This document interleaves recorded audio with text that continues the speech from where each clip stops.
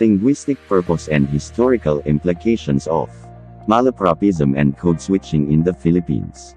By Michael L. Estremera PhD. PhD in Language Education. Sorsogon State University. Summer Class 2021.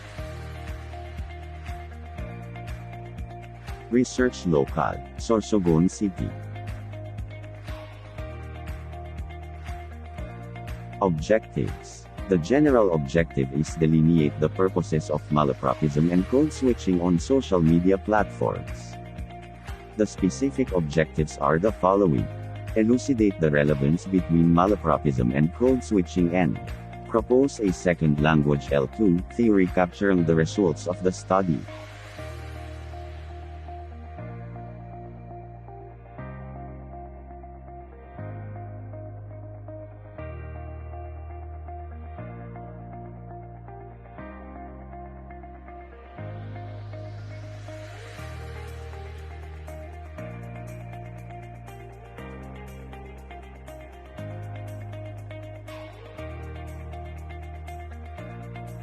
Materials and methods. To be able to capture the linguistic purpose and historical implications of code switching and malapropism in the Philippine speech community, the author deemed qualitative research design most appropriate.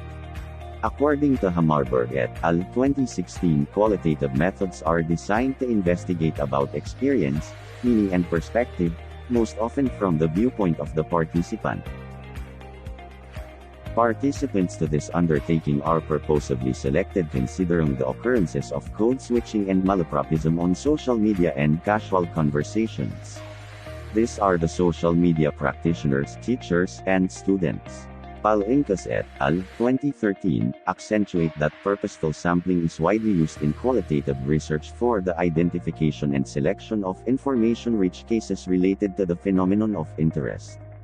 This study primarily exploited transcription and documentary analysis as main tool in data collection.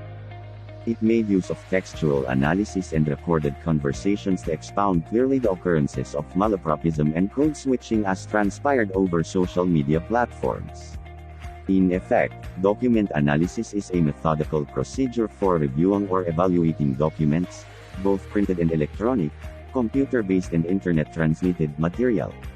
Like other analytical approaches in qualitative research, document analysis necessitates that data be scrutinized and inferred in order to elicit meaning, gain understanding, and develop empirical knowledge. Corbin et Strauss, 2008.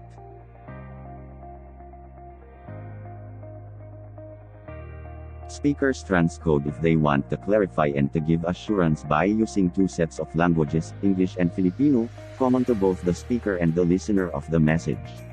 On the other hand, offenders of malapropism usually try to shift from one code to another, from native language to English language, in particular. They find difficulty thinking of the most appropriate word, hence, similarly sounding words are usually substituted to complete the sentence and be able to send the message successfully. As interlocutors attempt to transfer from one code to another, error in pronunciation or choice of words most likely happen. The spelling of the target word is also compromised, however, its semantics aspect has also been found successful. Filipinos try to be bilingual or even multilingual both in spoken and in written forms where errors are likely to happen. The inability to choose or low cache of vocabulary words could slightly be one of the reasons behind the phenomena. Carefully scrutinizing the above inferences led to the formulation of the language theory relative to interplay of code switching and malapropism occurrence in multilingual countries called multilingualism error theory.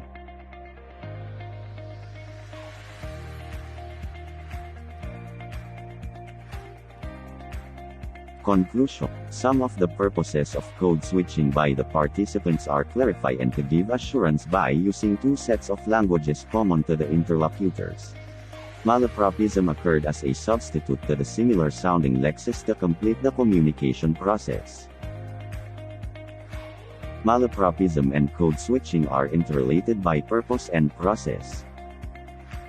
Bilingualism or even multilingualism both in spoken and in written forms of Filipinos are the last recourse to complete the communication process.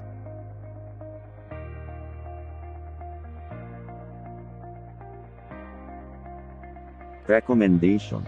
To the extent that code switching and malapropism have concealed linguistic purpose and still complete the communication process, both the sender and receiver of information must be aware of this language phenomena to arrive at the very purpose of tete-a-tete. Inasmuch as malapropism and code switching are interrelated, to some extent, teachers of both of L1 and L2 must take into account the preceding language phenomena as a prelude to mastering the target language. Since there are bilingual and multilingual learners in the classroom, and transcoding is their last recourse, teachers could consider this a leeway for students to complete the cycle of communication process.